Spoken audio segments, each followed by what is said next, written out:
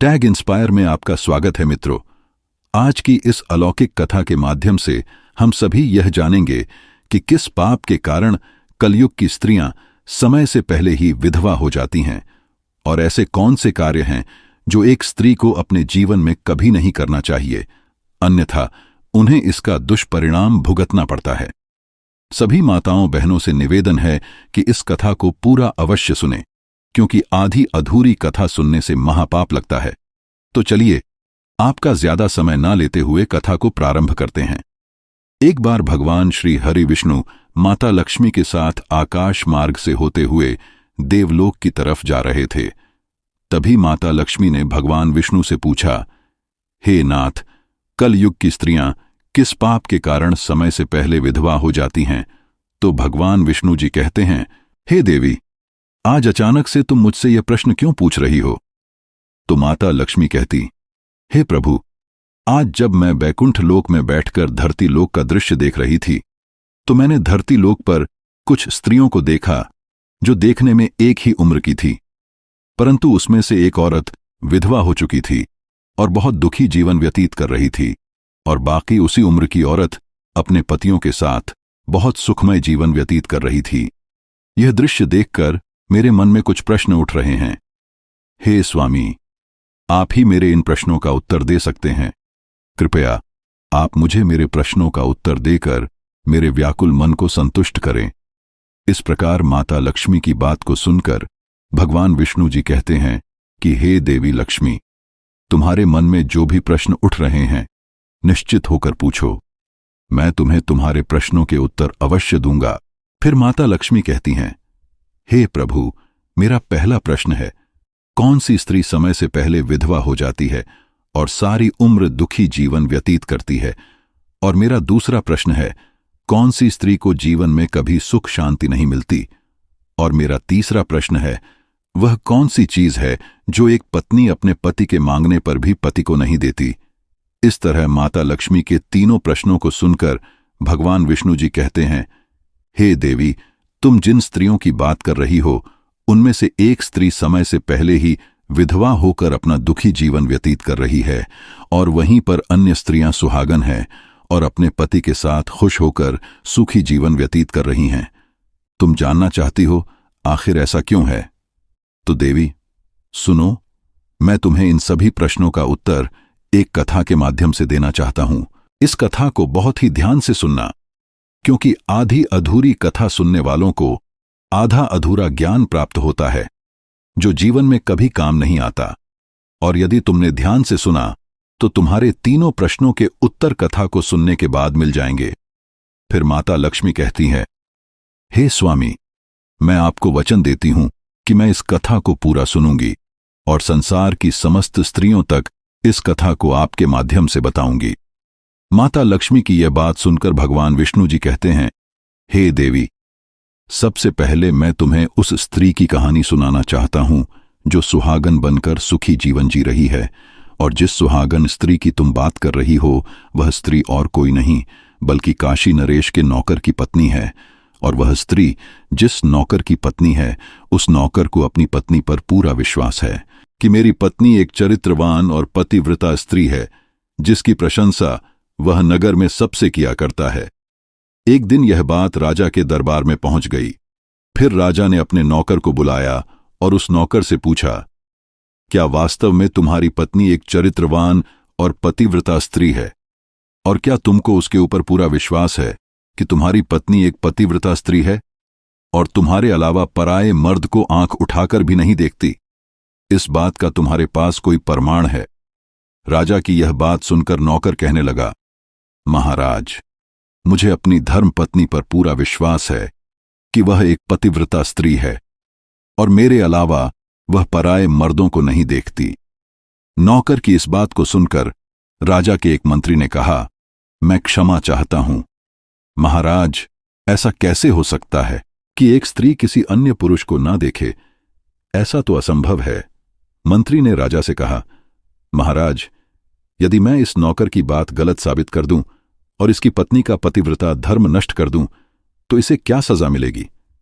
फिर नौकर ने कहा, महाराज, यदि महामंत्री जी मेरी पत्नी का पतिव्रता धर्म नष्ट कर देते हैं तो आप मुझे फांसी की सजा दे देना, और यदि महामंत्री जी मेरी पत्नी का पतिव्रता धर्म खंडित नहीं कर पाए तो इनको भी कुछ सजा मिलनी चाहिए।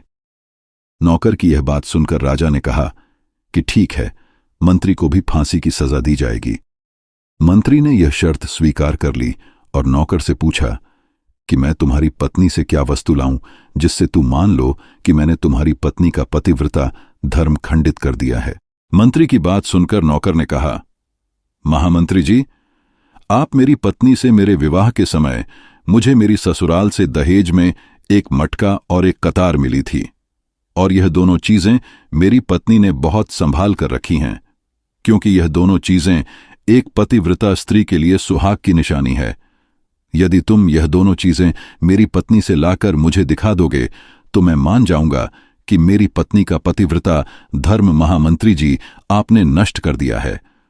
मंत्री ने नौकर की यह शर्त स्वीकार कर ली और फिर मंत्री दरबार से निकलकर सबसे पहले अपने घर जाता है। फिर वह काफी विचार करने के बाद नगर के बाहर एक जादू टोना करने वाली स्त्री रहती थी, उसके पास जाता है और उसके पास पहुंचकर मंत्री ने उस स्त्री को सारी बात बताई और कहा, हे जादूगरनी, कैसे भी करके तू उस नौकर की पत्नी से मेरा संबंध बनवा दे। इसके बदले तुझे जितना धन चाहिए मैं उतना धन देने को तैयार हूं। इस तरह मंत्री की बात सुनकर वह स्त्री कहने लगी, मंत्री जी, आपको कहने में आसान लगता होगा, किंतु ऐसा कुछ भी नहीं है। तुम जिस औरत के बारे में बात कर रहे हो वह औरत एक पतिव्रता स्त्री है। उसे ना ही किसी धन का लोभ है और ना ही किसी वस्तु का लालच है। तुम्हें क्या लगता है वह तुमको मटका और कतार आसानी से दे देगी? फिर वह जादूगरनी हंसते हुए कहती है, अरे महामंत्री, वह स्त्री तेरी तरफ देखेगी भी नहीं। जादूगरनी की इस बात को सुनकर मंत्री ने कहा, अच्छा ठीक है, यदि तू मेरा उससे संबंध नहीं बनवा सकती है तो एक काम कर दे, उसके घर से जाकर उसका मटका और कतार चुराकर मुझे दे दे, फिर मैं तुझे मुंह मांगा इनाम दूंगा। तुझे जितना धन चाहिए उतना धन मैं दूंगा, बस तू मेरा यह काम कर दे। मंत्री की यह बात सुनकर उस जादूगरनी के मन में लालच आ गया और उसने कहा, ठीक है, मैं तुम्हारा काम कर दूंगी। फिर वह जादूगरनी नौकर के घर में अपना भेष बदल कर जाती है और नौकर की पत्नी से जाकर कहती है, बेटी, मैं तेरे पति की मौसी हूं, मैं कई सालों के बाद आई हूं। फिर उस नौकर की पत्नी ने कहा, मौसी जी, आप इतने सालों बाद आई हैं, इसीलिए मैं आपको पहचान नहीं पाई। मित्रों, इस प्रकार से वह जादूगरनी उस नौकर के घर में उसके पति की मौसी बनकर रहने लगी। नौकर की पत्नी ने उस जादूगरनी को मौसी समझकर बहुत आदर सम्मान दिया, मगर उसे यह नहीं पता था कि यह जादूगरनी उसके साथ छल करने और उसका पतिव्रता धर्म नष्ट करने के लिए आई है। अब वह जादूगरनी नौकर के घर में मजे से रहने लगी और नौकर की पत्नी के ऊपर झूठ मूठ का प्यार लुटाने लगी। एक दिन जब नौकर की पत्नी घर का कोई काम करने लगी, इसी बीच उस जादूगरनी को मटका और कतार चुराने का मौका मिल गया और उसने मटका और कतार चुरा लिया और वहां से दोनों चीजें चुराकर भाग गईं और सीधा जाकर मंत्री के पास पहुंची और उस मंत्री को मटका और कतार दे दिया और बदले में बहुत सारा धन ले लिया। फिर मंत्री मटका और कतार लेकर सीधा राजा के दरबार में जा पहुंचा और राजा से कहा, महाराज, मैं नौकर की पत्नी के साथ 2 दिन रहकर आया हूं और यह मटका और कतार उसी ने मुझे दिया है। मंत्री की यह बात सुनकर राजा ने तुरंत दरबार लगाया और नौकर को बुलाया। फिर मंत्री ने दरबार में मटका और कतार नौकर को दिखाते हुए कहा, महाराज, मैंने नौकर की शर्त पूरी की। यह सब देखकर नौकर का अपनी पत्नी से विश्वास उठ गया। फिर राजा ने शर्त के मुताबिक नौकर को फांसी की सजा सुनाई और 16 दिन बाद फांसी देने का आदेश दिया और कहा कि नौकर को 16 दिन के बाद फांसी पर चढ़ाया जाएगा। अब नौकर की मृत्यु के दिन समीप आने लगे। अंत में वह दिन आ ही गया जिस दिन उसे फांसी देना था।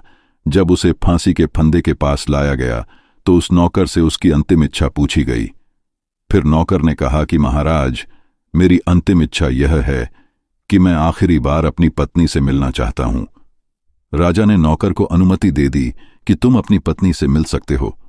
फिर नौकर कुछ दिन की इजाजत लेकर अपने घर गया और अपनी पत्नी से कहने लगा कि तुमने मेरे साथ बहुत बड़ा विश्वासघात किया है। मैंने तुम पर विश्वास करके राजा के सामने मंत्री से ऐसी शर्त लगाई थी और राजा के भरे दरबार में मैंने कहा था कि मेरी पत्नी एक चरित्रवान और पतिव्रता स्त्री है और उसके पतिव्रता धर्म को इस राज्य में कोई नष्ट नहीं कर सकता। यदि कोई नष्ट कर देगा तो आप मुझे फांसी लगा देना, लेकिन आज तुमने मेरा विश्वास तोड़ दिया और अपना पतिव्रता धर्म नष्ट कर दिया। अब मुझे कुछ दिन के बाद में फांसी दे दी जाएगी। तुमने मेरे साथ इतना बड़ा विश्वासघात क्यों किया? मैंने तो तुम पर विश्वास करके तुम्हें घर पर अकेला छोड़ा था। नौकर की यह बात सुनकर उसकी पत्नी ने उसे उस स्त्री की बात बताई जो उसके पति की मौसी बनकर उसके घर पर आई थी, मगर नौकर को अपनी पत्नी की बातों पर बिल्कुल भी विश्वास नहीं हुआ। फिर वह गुस्से में वापस राजा के दरबार में पहुंच गया, परंतु राजा ने कि किसी कारणवश उस नौकर की फांसी की सजा कुछ दिन के लिए टाल दिया और उसे कैद में डलवा दिया। नौकर की पत्नी अपने पति को निर्दोष साबित करने के लिए राज दरबार में नाचने गाने वाली औरत की वेशभूषा धारण करके पहुंच जाती है और राजा से उसके सम्मुख अपना नृत्य दिखाने की आज्ञा मांगने लगी। राजा ने नौकर की पत्नी की सुंदरता को देखकर नाचने की आज्ञा दे दी। मित्रों, फिर नौकर की पतिव्रता पत्नी ने जब नृत्य शुरू किया तो उसका नृत्य देखकर राजा बहुत प्रसन्न हुए और कहा, हे नृत्यका, मैं तुम्हारे नृत्य से अत्यंत प्रसन्न हुआ। मांगो, तुम जो भी मांगोगी मैं तुम्हें दूंगा।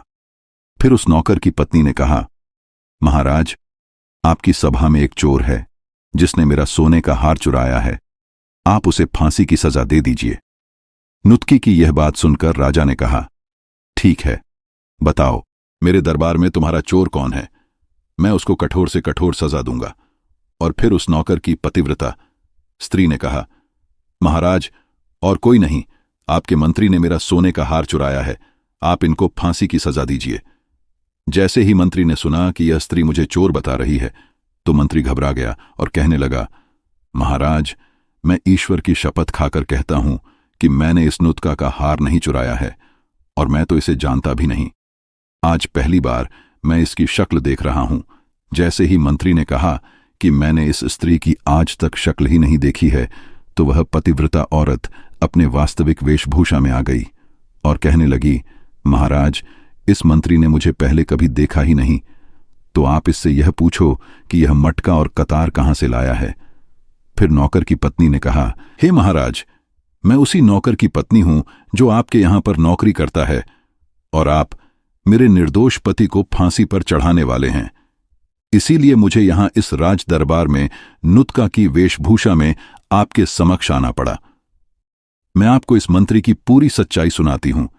यह जो आपका मंत्री है, इसने मेरे पास में एक जादूगरनी को मेरे पति की मौसी बनाकर भेजा था और उसी जादूगरनी ने यह मटका और कतार चुराकर इसको दे दिया और आपके मंत्री ने इसके बदले उस जादूगरनी को राजकोष से बहुत सारा धन दिया है और मेरे साथ इतना बड़ा छल किया है। महाराज, मैं आज भी पतिव्रता स्त्री हूं।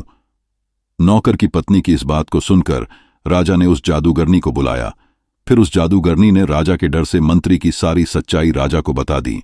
सच्चाई जानकर राजा ने उस नौकर को अपनी कैद से रिहा कर दिया और उसकी जगह मंत्री को फांसी पर चढ़ा दिया।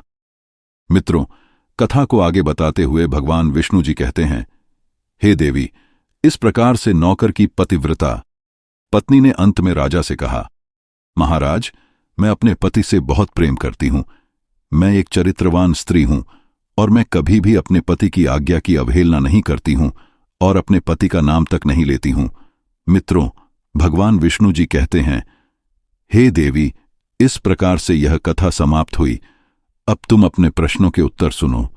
तुम्हारा पहला प्रश्न था, कौन सी स्त्री समय से पहले विधवा हो जाती है? तो सुनो, जो स्त्रियां अपने पति की बात नहीं मानती, अपनी मनमानी करती हैं और अपने पति का नाम लेती हैं, उनको हमेशा नाम से ही बुलाती हैं। वे स्त्रियां समय से पहले ही विधवा हो जाती हैं और बिना पति के दुखी जीवन व्यतीत करती हैं। और उनमें से एक उसी नौकर की पत्नी थी जो पतिव्रता स्त्री थी। यह स्त्री कभी भी अपने पति का नाम मुंह से नहीं लेती थी और अपने पति की प्रत्येक बात मानती थी और उसके बुरे समय में हमेशा साथ देती थी, जिसके कारण वह आज भी सुहागन है और अपना सुखी जीवन व्यतीत कर रही है। इसलिए किसी भी स्त्री को अपने पति का नाम अपने मुंह से नहीं लेना चाहिए। और प्रत्येक अच्छे कार्यों में अपने पति का साथ देना चाहिए। तुम्हारा दूसरा प्रश्न था, कौन सी स्त्री को जीव में कभी सुख नहीं मिलता है और वह पति के होते हुए भी सदा दुखी जीवन व्यतीत करती है? तो समझ लो, जो स्त्रियां अपने पति की बिना अनुमति लिए कहीं भी चल देती हैं, वे कभी सुखी जीवन नहीं जी पाती हैं। ऐसी स्त्रियां जीवन भर दुखी ही रहती हैं और उन्हें पति का प्रेम कभी नहीं मिलता। फिर भगवान विष्णु जी माता लक्ष्मी से कहते हैं, हे देवी, तुम्हारा तीसरा प्रश्न था कि ऐसी कौन सी चीज है जो एक पत्नी अपने पति को मांगने से भी नहीं देती है? तो समझ लो, वह चीज गाली है, जो एक संस्कारी और चरित्रवान स्त्री कभी भी अपने पति को नहीं देती है। और जो स्त्रियां अपने पति को गाली देती हैं, वह स्त्रियां कभी चरित्रवान नहीं होती और ऐसी स्त्रियां जीवन भर दुखी रहती हैं। उसके जीवन में कभी सुख नहीं आता और समय से पहले ही ऐसी स्त्रियां विधवा हो जाती हैं। फिर माता लक्ष्मी कहती हैं, क्या प्रभु, वास्तव में जो स्त्री पतिव्रता और चरित्रवान होती है, वह कभी दुखी जीवन नहीं जीती है? तो भगवान विष्णु जी कहते हैं, हां देवी, यह सच है, क्योंकि ऐसे घर में सदा मेरी कृपा बनी रहती है और वह घर हमेशा धन दौलत और खुशियों से भरा रहता है। और जो स्त्रियां चरित्रवान होती हैं, वह हमेशा घर को स्वर्ग बना देती हैं। मित्रों, आज की यह ज्ञानवर्धक कथा यही समाप्त हुई। आशा करते हैं कि आपको यह कथा पसंद आई होगी। आपसे निवेदन है कि कमेंट बॉक्स में सच्ची श्रद्धा से जय श्री हरि विष्णु जय माता लक्ष्मी अवश्य लिखें। वीडियो देखने के लिए आप सभी का धन्यवाद।